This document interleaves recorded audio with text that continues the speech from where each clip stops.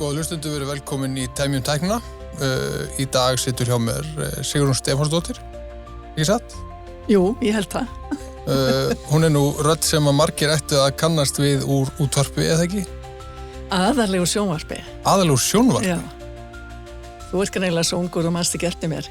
Ég yfirleitt kölluð Sigrún í sjónvarpinu. Sigrún í sjónvarpinu, já. Á Ríkisútvarpinu þá? Já. Já. Varst þú í fréttastöður? Ég var í fréttum og dagskrárgerð og byrjaði í sjónvarpi 1976 og var eiginlega viðlóðandi sjónvarpur svona fram til 1995, svona inn og út með öðru og svo kom ég aftur og þá var ég dagskrárstjóri, en þá heyrist ekkert í mér. Þá heyrist ekkert í þenni? Nema bara þegar ég var að skamma starfsfólk. Já, þannig að þú hefur verið að vinna á svona, koma að segja, kannski á svona pínu gullaldar tímum uppbyggingu þessa miðil sem að sjónvarpið er. Það má eiginlega segja það og við vorum með fréttatíma sem allir töluðum. Það voru allir að hlusta á sama fréttatíman. Og þetta var áður en að Stöð 2 kom, þannig að það var bara útvarp og sjónvarp og engin samkeppni sem að hafiði sín áhrif. Við vorum aldrei að flýta okkur með fréttir vegna þess að við vissum að það var engin að stela þeim. Þannig að við höfðum alveg nógan tíma. Já. Þannig að það var ekki fyrir að Stöð 2 kom að við fórum að upplifa það að við þyrftum aðeins að spýta í lófana. Spýta í lófana. Mjög áhugavert vegna þess að ég er svona, ég er mjög tryggur held ég Ríkisútvarpinu og Rás 1 er til dæmis bara svona mínu uppáhalds útvarpsstöð og við höfum haft það lengi að Sonos-kerfið okkar heima, það vekur okkur á mótnana með hlustu við á restina af speglinum og svo kemur orð dagsins og svo byrja morgunútvarpið. En svona út af fréttum undanfarið þá var brugðið út frá þessum vana og í morgun var bara tónlist, við nefndum ekki að hlusta á meira stríð. Nei, ég nota Rás 2 á mótana. Já. Já. Ég kannski gef því séns, ég var bara orðin pínu þreyttur á því að maður byrjaði alltaf að fá hörmungar heimsins bara beint í morgunkaffið. Ég held að sé ekki tolt, þannig að það er kannski bara ágætt að slökkva og hlusta á fallega músík. Já, við gerum það, fjölskyldan. En svo kemur inn í Háskólann á Akureyri. Já. Og ert í fjölmiðlafræðinni. Ég kom inn cirka 2000. Cirka 2000, já. Þá biður Birgir Guðmundsson að koma og kenna og ég fór að kenna ljósvakamiðla. Hafði áður kennt upp í Háskóla Íslands og 1986 þegar ég búið með mitt doktorspróf þá var ég beðin að koma í háskólan og byggja upp fjölmiðlafræði. Við Háskóla Íslands? Já, og það er eins á diplómanám og mjög svona praktískt, þau voru að skrifa mikið og þau voru að vinna viðtöl og búið til fréttir og fréttatilkynningar og síðan byggum við líka til útvarpsefni og sjónvarpsefni. Já. Þannig að þetta var svona 1 ár massíft með þjálfun, þannig að þau fengu svona lykilinn í starf. Já. Og þetta hétt hagnýt fjölmiðlun. Hagnýt fjölmiðlun? Já. Þetta er 86? Það er 86. Þá er ég 1 árs. Ekki fann að hlusta mikið á fréttir. Þannig að þú verður ekki verið einn af umsækjendum í námi. Nei. En hins vegar, þegar þú segir doktorsprófi 1986. Ég líka en doktorsprófi 1987. Já, frá hvað er þá? Frá University of Minnesota. Minnesota. Bjóstu þá í Bandaríkjunum? Ég bjó í tæp 10 ár í Bandaríkjunum. Já. Og tók mitt BA, mitt MA og mitt doktorspróf allt frá þessum sama skóla. Já, já. Og gerði það með miklum hraða. Ég var bara í þessu. Já. Þú hefur haft ástríðu fyrir þessu? Nei, ég bara notaði vinnubröð af fréttastofunni. Já. Þá var maður alltaf að flýta sér og ég held bara að flýta mér. Já. Og er þetta þá í þá fjölmiðlun eða ljósvakamiðlun? Það var í mass communication, þess að Já. Sem náttúrulega var þarna í Bandaríkjunum, þeir komnu með fréttastöðar sem að ganga allan sólarhringinn á mörgum. Já.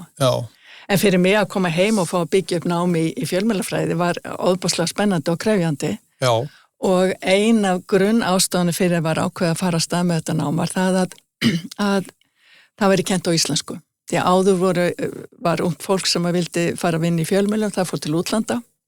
Við fórum flest til Noregs og ég gerði það reynda líka og komu svo heim og ekki með þá þjálfun sem að þarf til að geta talað og skrifað á íslensku. Þannig að þetta var svona grunnþátturinn í því að það væri færið að stað með nám fyrir fjölmiðla fólk, það væri að við kynnum íslensku. Já. Og því miður ég að horfa upp á mikla breytingu þar í. Já, mér finnst ég nú að hafa, sko, ég reyna svona yfirleitt að vanda málfarið mitt og reyna að nota íslensku heiti yfir alls konar og hefur kannski svona stundu farið offörum í því einhvers veginn, en ég er með sammála, mér finnst pínu svona, mér finnst íslenskan vera í of mikilli vörn, þó að þú veist það séu ofboðslega mörg flott verkefni eins og við rætti þessum þáttum almannaróm og hvað miðind og fleiri svona tækni fyrirtækjar að gera, þá bara hraðin einhvern veginn út í hinum stóra heimi að enskan svo aðgengileg. Já, og mér finnst sko, ég tók viðtal við Eirík Rögnvaldsson íslensku og hvernig hann segi málið þróast. Og hann spáir því að árið 2050 verði enska orðin vinnutungumál á Íslandi. Já. Ekki það sem við tölum heima, heldur það sem við notum á vinnustaf. Og ég spyr ef að við förum að skrifa fréttir og annað á ensku, þá held ég að sé stutt ég að við missum þetta tungumál okkar. Já. Svo lesa mér finnst skólinn þurfa virkilega að standa vörð íslenska tungu. Já, og þá líka sko spurningin að þeim ég svolítið svona nýtjahyggjum stundum einhvern veginn og þá hugsa maður sko af hverju ættu við að vera að verja okkar tungumál sko og þá ég maður að hugsa sko með þessa einsleitni í enni veröld og þegar við komum inn á þessa gervigreindartækni sem að þessi þættir fjalla nú á einhverju leiti að hún náttúrulega almennt sé mjög einsleitt og þjálfuð á menningar heima sem ekki íslenskir.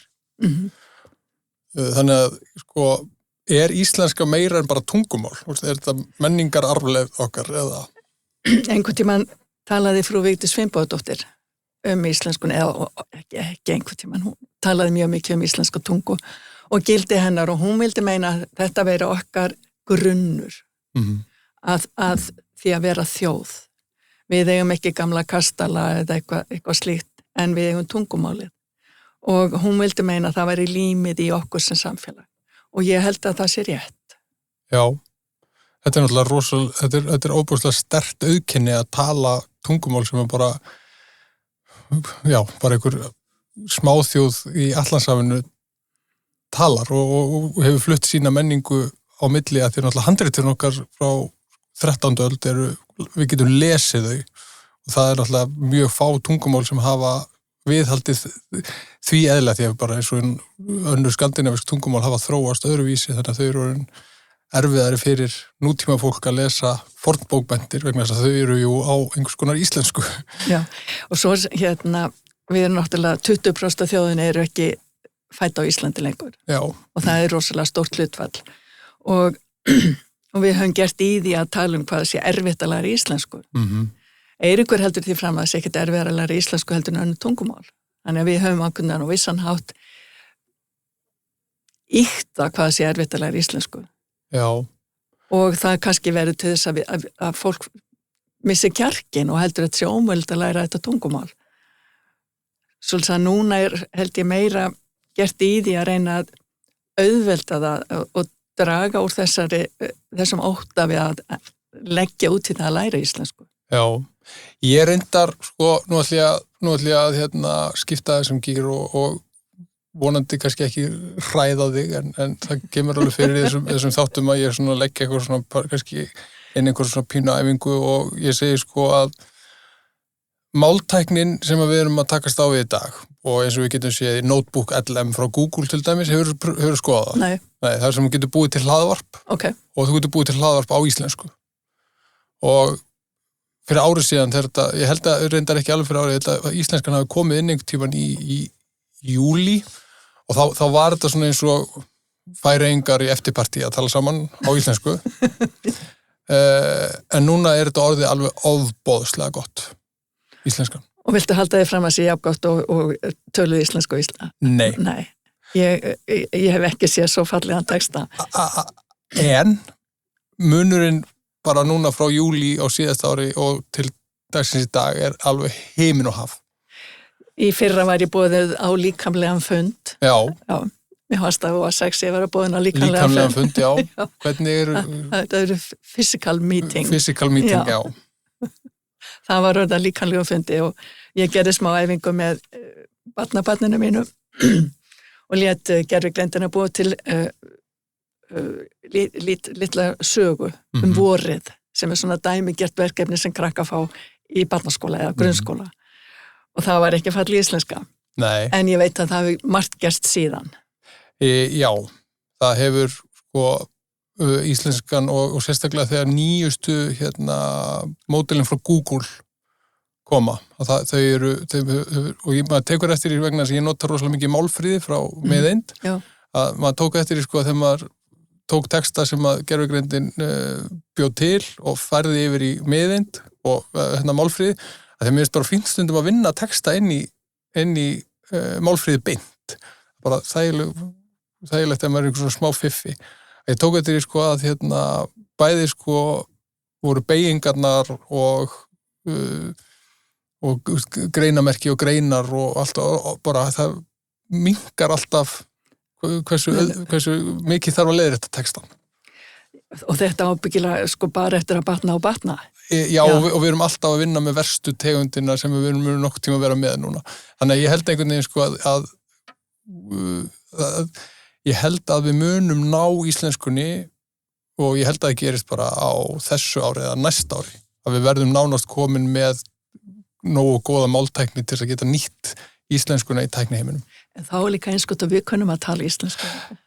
Það er nefnilega stóri Ef að við erum að tapa málinu og gervigreindin verður bara orðin ágætt í íslensku, þá erum við vondum málum. Já, vegna þess að það sem er skemmtilegt, það sem mér finnst skemmtilegt, en svo hugsa ég að þetta nú kannski ekki gott, að hefði Jónas Hallgrímsson haft aðgengi að gervigreind, það hefði verið mjög kannski búið til fleiri nýyrði, en hún til dæmis getur verið skemmtileg í því að búa til ný orð og getur og ég held að einhverju leyti er þetta svona þetta er svona óafturkræf þróun í því að þróun tungumálsins mun haldast í hendur við tæknina þegar við horfum fram á veginn. Já, ég vona það allavega. Ég var að gera skemmtilega æfingu með gervigreind. Já. Af því ég er nú ekki af þeirri kynslu sem mun nota mikið gervigreind en við svona höngum í þessu og ég ákvað að láta nemendur mína í ljósvakamiðlum gera lokaverkefni. Já. Og verkefnið tók mið af því sem er að gerist í samfélaginu. Þú átt að búa til tillögur dagskrá fyrir RÚV og sýn fyrir minnihlutahópar eða fólk sem hefur fluttinga og flesti talar pólsku, hvernig eigum að ná með okkar miðlum til þessa hóps og hvaða efni er það sem þau þurfa. Svo var ég búin að búa til prófið og svo allt í enda þetta mér í hug, af hverju nota ég ekki líka bara tek svona nýja vinkil á þetta og lætu líka nota gervigreind. Þannig að þau áttu að skrifa þessa ritgerð, svo áttu að láta gervigreindina lesa sama verkefni. Já. Svo áttu þau að byrja þetta saman. Já. Og finna út hvor lausnin var betri og hvað var gott og hvað var verra. Og þeim fannst þetta mjög spennandi. Já. Og fyrir mig var þetta svona eitthvað sem ég aldrei gert áður og ákvað bara ég náttúrulega að vera svolítið töff í þessu og prófa. Og þau voru eiginlega öll sammála það að gervigreindin setti betri skipulag á verkefnið en dýptina vantaði. Já. Og svona skilning. Já. Þetta var það sem að þau sáu sem mismunin á því sem að gervigreindin gerði og það sem þau gerðu. Já, hún alltaf til þess að framleiða einhvers konar svona efni með gervigreind sem að eitthvað vitir í, þá krefst það allavega enn þann dag í dag svona, þú þarft að leggja svolítið inn sjálfur og þarft að stýrinni vegna þess að hún reynir alltaf að draga manna að einhverju meðaltali sem þá meðaltali sem að kannski skortir akkurat dýptina. En sko, eitt af þessum svona, við kynnumst kannski svona fyrst þegar ég kemur inn í vísindaskólan síðastu sumar. Svona ég alltaf var hérna á milli 2012 og 2015, þannig að maður var svona nikkaði þegar maður gekk fram hjá. En svo buðuðu mér að koma hérna og vera í vísindaskólanum sem mér finnst alveg sko frábært framtak og það var svo gaman að hérna hitta krakkana sem voru bara alls konar, þetta voru fjölbreyttur hópur af börnum. Þessi skóli hlaða nefnilega að krakka með alls konar greiningar og klárustu krakkana og krakka sem erfitt, þannig að þau koma allir í vísindaskólan. Já, og við vorum hérna, ég og Ástrós-kona mín vorum hérna með búin að undirbúa svona efni og hérna leiðum að takast á þessa tækni og ég nefnilega búin að vera sko hugsa svolítið þetta vegna sem í fyrsta lagi bara þetta framtaka að hafa þetta í boði alveg stórkostlegt og líka bara hvað voru fjölbreytt hérna verkefni sem voru að láta glíma við en sko að því nú ég með eldri stúlkuna mína og að kenna henni svolítið að nýta sér þessa tækni og svo maður að hugsa 5 ár fram í tíman. Þá erum við komið með krakka sem eru búin að fara í gegnum unglingastig og framhaldsskóla með tæknina sem við erum að horfa upp á í dag. Þau verða líklegast alveg ofboðslega fær í að nýta þessa tækni. Og svo ef maður tekur einhvers konar svona bara góðan nemanda, bara nemanda sem að vill sko sækja sér menntun til þess að sækja fram á einhverju sviðum eða eitthvað svona að þetta getur verið alveg ofboðslega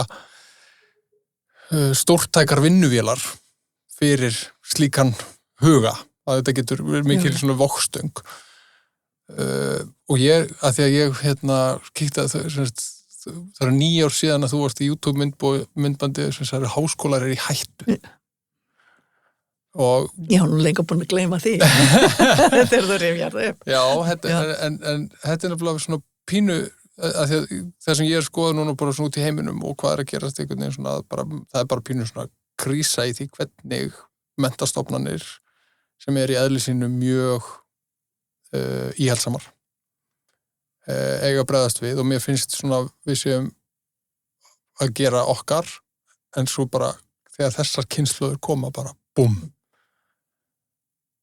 hvernig hefur að bregðast þér? Það stórt spurning. Já, ég eiginlega hef ekkert svar. Nei. Og bara þakk fyrir komuna eitt. Nei, bara ég bara verður að fara heim og leggja mig. Já. En það sem mig langaði eiginlega til að koma svolítið inn á, það hérna fjölmiðlar, því að þeir eiga nú hugminn og hafa alltaf allt. Og ég lendi inn í fjölmiðlu bara fyrir tæra tilviljun.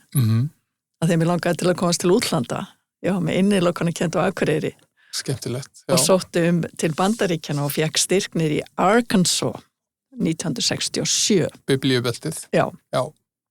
Og vel blaðamennsku til þess að komast út, vegna þess að það var meiri möguleika að komast út ef maður veldi fag sem ekki var hægt að læra hérna.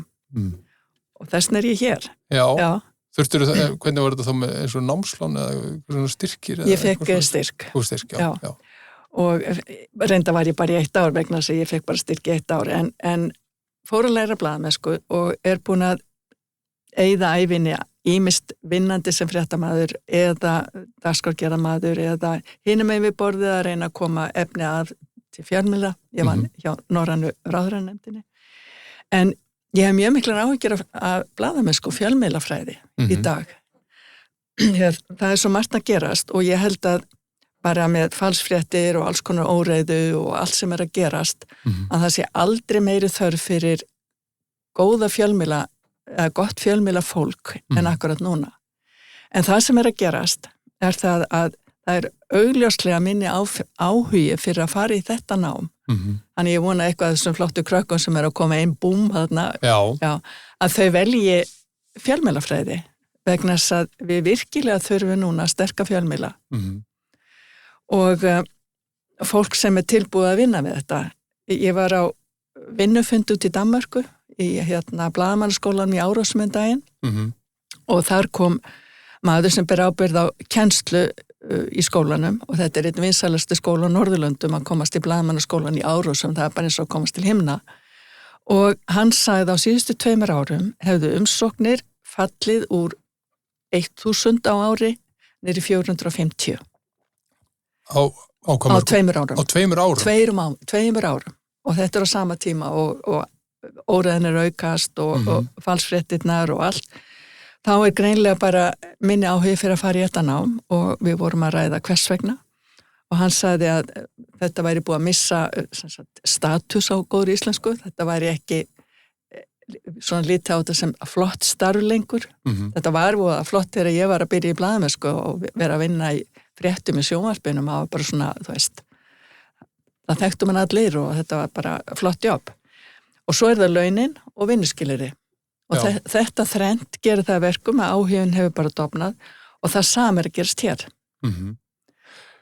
Og sko vegna þess að eins og þú sagðir á hann, sko, þú hefur ekki svarið en ég held sko að akkurat þetta innlegg sem kemur núna líka kannski það sem áhugavert að fá að heyra í þér og vegna þess að kannski ekki sko fjölmiðlafræði þetta ekki sko, og þarna vantar mig, þarna bregst íslenska með stundum sko þegar maður tala sko embodied eða sko holdgerfing, notur það bara, þetta ekki holdgerfing gagnrýnnar hugsunar?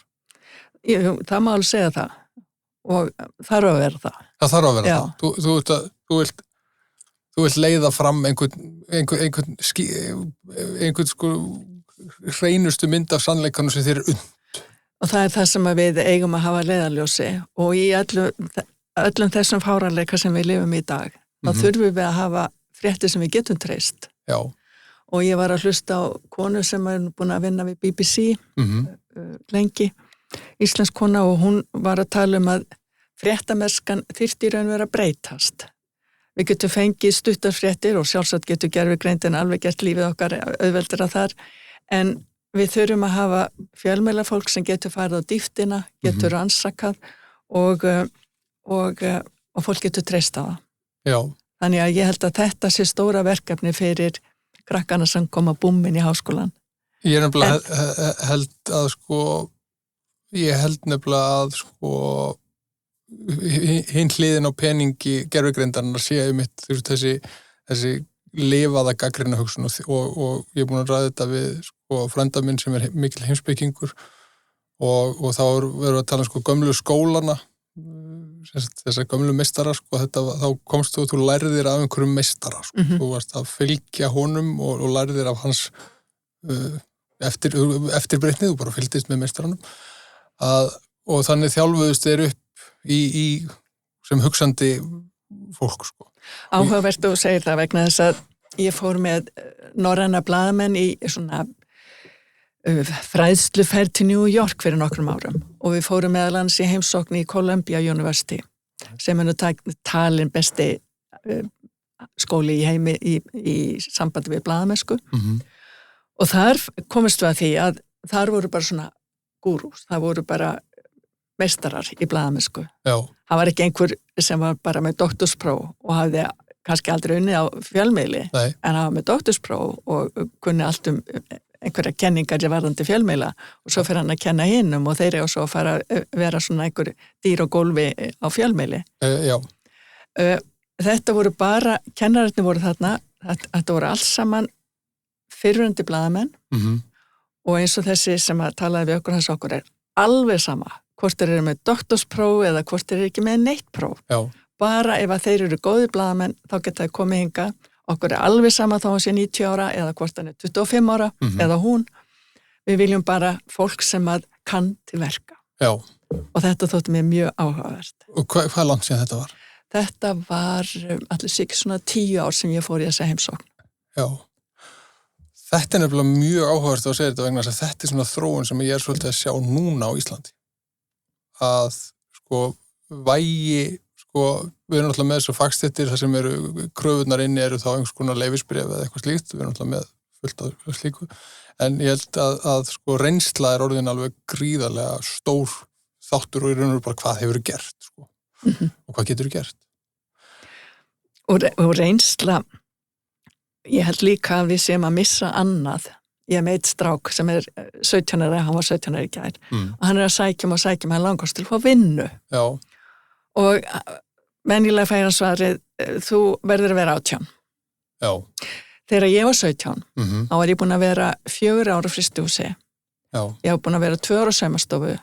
Ég var búin að vinna allar helgar í skíðahóteli að smyrja brauð og búið til morgunmat og ég veit ekki hvað og hvað. Ég held að við séum líka að týna þessu niður. Já. Að þjálfa krakka í að vinna, geta staðið á gólfinu og gert allt mögulegt. Því að þegar þú kemur svo út í það sem þú hefur kannski valið þér að læra og allar að vinna við eins og fjölmiðla, þá þarf maður að gera alls sem allt annað en að skrifa fréttir. Já. Og þú þarft að hlaupa upp á fjall, þú þarft að gera þetta og þú þarft að gera hitt og þú ert ekki, þannig að ég held að við séum líka að missa þetta mikilvæga þátt í uppbyldi á okkar börnum, að þau fá, þetta er orðið sko, barna nýða látuðu vinna. Já. Ég lærði meira af konunum í frystihúsinu heldur en mörgum af mínu prófessorum. Já. Veistu hvað ég lærði? Ég lærði vinnubrögð, ég lærði aga, ég lærði þolinmæði og ég lærði gildi þess að mennta sig, þannig að maður geti valið. Þær höfðu ekkert val, þær voru í frystihúsinu, þetta voru konur sem höfðu gifst og voru að sjá fyrir fjölskyldum, þær höfðu ekkert val. Þetta var leiðilegast að vinna í heimi, en það var svo holdt fyrir mig. Já. Að láta mig leiðast þarna sumar eftir sumar, að skera blóð og draga út einhverja orma. Já. Og hreinsa bein. En ég, sko, þessi orð sem við notaðar að náðan, sko, og þetta, að mínum mati þá ætti þetta raun og bara að vera aðalnámskrá á grunnskóla. Þetta það sem við ætlum að þjálfa í næstu kynslu fólks. Og þetta er ástæðan fyrir því að mér finnst, sko, tómstundir og íþróttir og annað svo mikilvægt fyrir börn að sækjast í og ég er alveg sammála með þetta með sko að börn og ungmenni finni sér vinnu og fái að axla einhverja ábyrgð og sjá aðra vegna þess að sko ég held að gervigreind mun umbreyta vinnumarkaðum alveg gríðarlega mikið vegna þess að nú eru komið þessar upplýsingaverksmiðjur og við getum framleitt upplýsingar og þær eru orðnar alveg býsna nákvæmar og áhrif á blaðamennsku og fréttamennsku verður gríðarlega mikil en eins og nákvæmlega eins og þú kemur að það þarf einhver að fara á fjallið sko. Það þarf einhver, og ég reyndar skil ekki alveg kannski ákvast þú á einhverju stjórnafundi að alltaf það er stórhrið þá fyrir alltaf að fara að flytja fréttamennur fyrir framan bílinn. Nei, mér er það eiginlega hlægilegt og þetta er nú orðin svona gömul tugga að fjúka út af veginum. Bara þú verður úti. en þetta er nefnilega sko, og þetta er sko, mér finnst þessi orð sem hún segir nefnilega, ég fekk svona, tekað með engri léttuð vegna þess að hér veit ég að sko áratuga reynsla í bransa sem er mjög strangur á sitt fólk og er raun og veru eins og ég byggði upp, sko, ekki svo ég byggði upp, heldur eins og kerfi sem ég kem inn í sem er til dæmis stéttarfélagskerfin, að rosalega mikið á samskiptum og öðru byggjast á trausti og manneskja sem hefur verið jafn lengi og þú í þessu fæi lítur að byggt sér mikið traust og búin að sanna svona traustins verð, þannig að það sem þú segir ætti að hafa einhverja vikt. Þannig að ég held að þetta sé alveg ofboðslega mikið og mér finnst þetta svo gaman sko þegar dóttir mín sagði við með daginn að henni finnst þetta skemmtilegt í heimilisfræði, handavinnu og íþróttum. Og ég var svona, ok, það er frábært og það er náttúrulega að læra hitt líka, sko. En þetta eru samt svona þessar greinar sem að styrkja félagslega færðinni beint. Hvort að gera. Já. Og ég held að við séum að vanmeta þetta. Ég held nefnilega að við séum að vanmeta, sko, það að þjálfa okkar ungmenni og börn í það að vera virkir þáttakendur í samfélaginu. Já, og hleypa þeim að. Mér er svo sorglegt svo ég vitni nú aftur í þennan unga herra minn. Hann langar svo til að vinna. Já. Og ég held að það versta sem að ég veit bara hvað áhrif það hefur á mig ef ég hef ekki nóg að gera. Ég held að sé versta sem að krakkar upplifa það er ekkert, þau hafa engan tilgang. Ég held að það sé sko eitthvað svona sem er bara svona pínu krísa að verða og svo náttúrulega við erum alveg ofbóðslega mikið af störfum eins og í umönnun og ég veit nú bara að það hefur komið ungir ungi drengir að vinna sem samt 19-20 eitthvað svoleiðis að vinna inn í Hrafnagilsskóla og þeir koma inn með mikla orku og mikla gleði og fá að vera með börnunum en þú veist, þeir eru pínu svona einhyrningar að sækjast í þetta en fjölga tækifærum til þáttöku og í raun og veru bara að vinna, eins og ég segi sko, ég myndi segja að flestir ætti að vinna einhvers tíma með umönnun og störf. Ég held að það sé mjög hollt. Og ef við förum aftur inn í fjölmiðla, þá þurfa fjölmiðlar vinnumauðra. Já, sem geta unnið og geta unnið lengi og þeir þurfa fólk sem hefur áhuga á skilning. Og ég var að kenna daginn og var einmitt að tala það að þetta blessaða hlutleysi sem að maður, persónar á meðan að ég á lífi þá ég aldrei hlutlaus, ég alltaf að velja á meta, velja og hafna og maður þarf að hafa innsæi og það færði ekki að bók og skilning og væntum þykju og áhuga á öðru fólki og ef ég sitt bara alltaf heima og er í tölvinu minni þá þroska ég ekki þennan hæfileika sem að ég held að sé alveg afskaplega mikilsvirði bara fyrir okkur í hvaða starfi sem og ekki síst í fjölmiðlum. Já, pappið mitt, ég var með hann fyrir einhverju þáttum síðan, þá ræddi hann einmitt sko, menn eru búin að byggja svona múra í kringu sig þar sem að sko tölvan fyllt á milli að mannlegu samskiptin eru stjórnað svolítið af tölvunum og ég veit ekki hvort það hefði farið sko hátt það en ég man daginn að mér þótti svo merkilegt vegna þess að ég sko ég finnst þessi upplýsingaóreiða sko svo merkilegt fyrirbæri vegna þess að ég bara pínu valið mér það að ég skoða BBC, Reuters, The Times og svona ég bara og AP og RÚV og fréttir stöða 2 jafnvel sko líka vegna þess að Sín heitir það í dag Sín fyrir ekki á Sín að sko, mjög merkileg ákvörðun að ég veit bara að eðli uppruna þessara upplýsingar sem ég fæ þarna annað heldur en á samfélagsmiðlum eða slíku og mér fannst svo áhugaverðum daginn þegar kom skandallinn meðan blessaða Trump þegar BBC bara einn eða?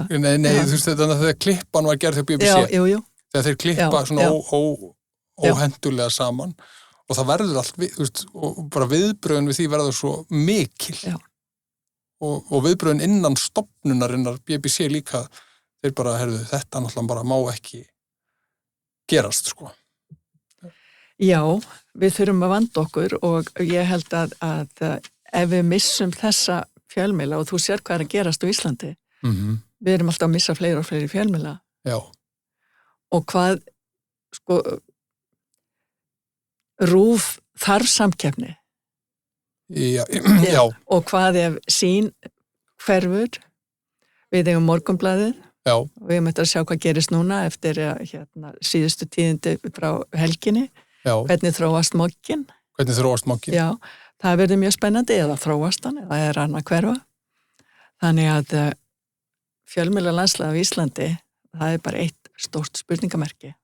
Og ef við höfum ekki fólk sem getur unnið störf sem við getum treyst á inn á þessum fjölmiðlum sem við þó höfum þá eru við vondum álum.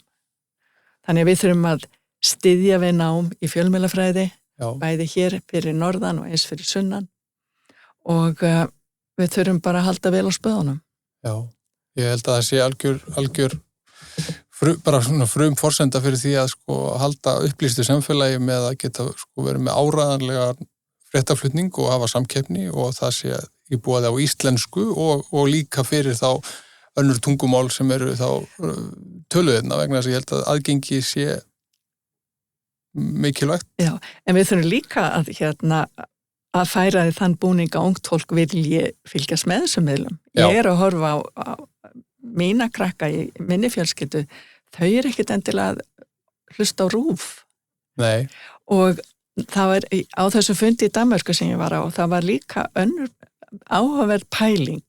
Það var hvernig getum við fengið fólk til að hlusta á þessa hefðbundnu miðla eins og RÚV. Og ein kenningin var svo að við þurfum kannski að læra af áhrifavöldum. Þeir ná til fólks. Já. Og þegar ég var í blaðamennsku, þá var manni kennt ekki vera að láta bera á þér. Þú ert ekki aðalatrið, þú ert aukatrið, þú ert eiginlega bara svona mikrofón fyrir hönd þjóðar og þú ert ekki aðalatrið, verð ekki sýnileg nema nauðsynlega þurfum við og allt það.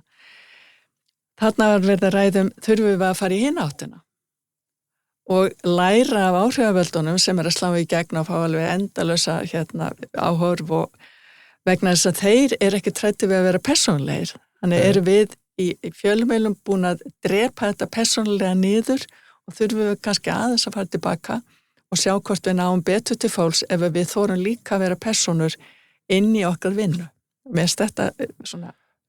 Já, þetta alveg, og ég fór strax að hugsa sko til Boga og Brodda og fleiri svona fréttamanna svona sem maður þekkti gegn þeim sem voru persónur. Já. Og eins og ég man þegar Bogi kvaddi sko, ég vona að ég hef verið auðfúsu gestur sko og það var pínu svona en það alveg gæða fréttamenn núna að lesa fréttir á RÚV og Sýn og annað en ég samt svona akkurat er búið pínu að fletja þetta. Já, það nefnilega góð spurning. Erum við búin að þinna þetta út og gera þetta kannski bara á leiðilegt? Leiðilegt. Já. Fólk hefur áhuga öðru fólki. Fólk hefur áhuga öðru fólki, já. Og ég vona að það breytist aldrei. Nei, já. Og svo hugsa maður að því að mér veist alltaf, hvað heitir hann sem var með gleraugun í Bandaríkjunum sem er svona frægasti angkormaðurinn Crenshaw, var það ekki? Jú. Já, að þú veist, og það var sýnt svona stiklur úr hans ferli, sko, hann var bara inn á heimilum fólks þegar í alls konar hamförum og gleðitíðundum og eitthvað svona.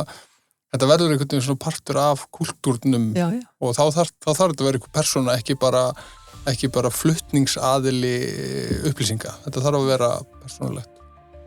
Þannig að við þurfum að vera eins ólík gervigreindinni sem mögulegt er. Ég held að, halda í manneskinu. Halda í manneskinu og ég held að það sé því að við þurfum nú að hleypa þér á næsta erindi en ég bara takk kærlega fyrir að gefa þér tíma til að spjalla mig og ég held að sko þessi margir viskumólar sem hafa komið upp og einmitt þessi hvernig getum við að því ég nú 2 ungar dömur sko og maður velta fyrir sig í hvaða heim eru þær að alast upp í og hvað þurfa þær til þess að geta skapa sér gott líf og ég mitt vona að með því að reyna að þjálfa þér í mannlegum samskiptum og það muni leiða til einhvers góðs. Ég vona það. Takk fyrir kærlega. Bara takk fyrir mig og takk fyrir að bjóða mér.